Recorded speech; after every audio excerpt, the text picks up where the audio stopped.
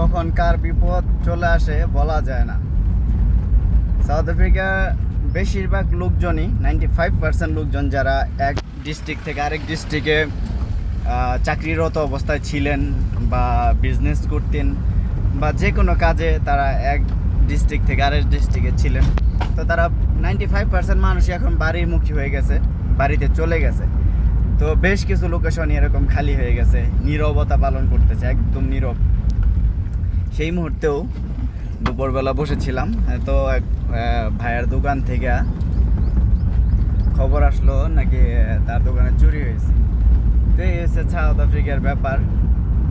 তো এখন যাইতেছি আর কি সেইখানে, যা দেখবো যে কি হয়েছে ওইখানে। সাউথ আফ্রিকার দেখেন কত সুন্দর লোকেশন, তাই না? কত সুন্দর একটা ভিউ। এত সুন্দর একটা দেশে এমন জঘন্য কাজ হয় যেগুলো ভাবতেই পারবেন না আপনি। দেখেন চারিদিকে কত সুন্দর বাড়িঘর, উপরে নীল আকাশ, তারপরে এইখানে চুরি ডাকাতি এই জিনিসটারই সবচেয়ে বড় ভয়। একটু আগে যেমন বাংলাদেশ থেকে এক ছোট ভাই, চাচাতো ভাই ফোন দিছিল যে ও আফ্রিকা আসতে চায়। তো ওকে আমি বললাম যে দেখো এখানে আসতে পারো, কোনো সমস্যা নাই, এখানে কাজ করতে পারো, কিন্তু সবচেয়ে বড় ভয় হচ্ছে যে এখানে চুরি ডাকাতি এগুলোই বেশি হয়।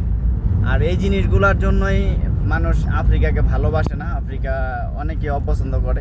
আফ্রিকায় যদিও টাকা কামানো যায়, কিন্তু লাইফ রিস্ক নিয়ে টাকা কামাইতে হয়।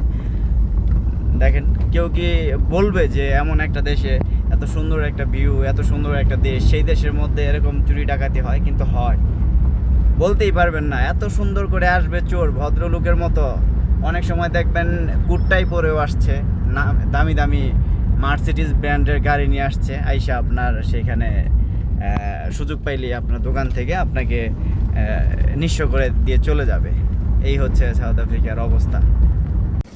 চোর যখন এখান থেকে চুরি করে যায়, যাওয়ার সময় তো গাড়ির যে গ্লাস পিছনে ভেঙে ফেলছে সেই বাঙালি ভাই চোরের সাথে একটু আজকে যুদ্ধ করছে। যুদ্ধ করার পরে এখান থেকে এই যে দেখেন গ্লাস ভেঙে। এরকম খাঁচার ভিতরে থাকা সত্ত্বেও চোর এখানে এসে আটকে ফেলে বাংলাদেশি ব্যবসায়ীদের। তো আজকে এই বাংলাদেশি ভাই যে কাজটা করছে, চোরের সাথে লড়াই করে তার থেকে তার পিস্তলটা রেখে দিছে।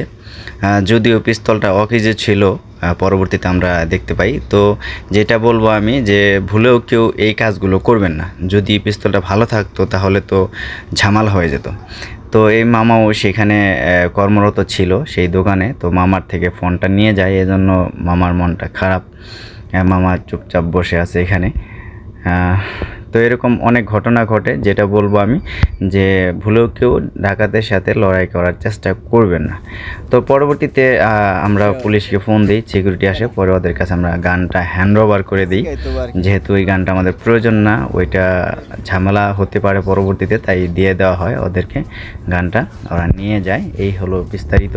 ভালো।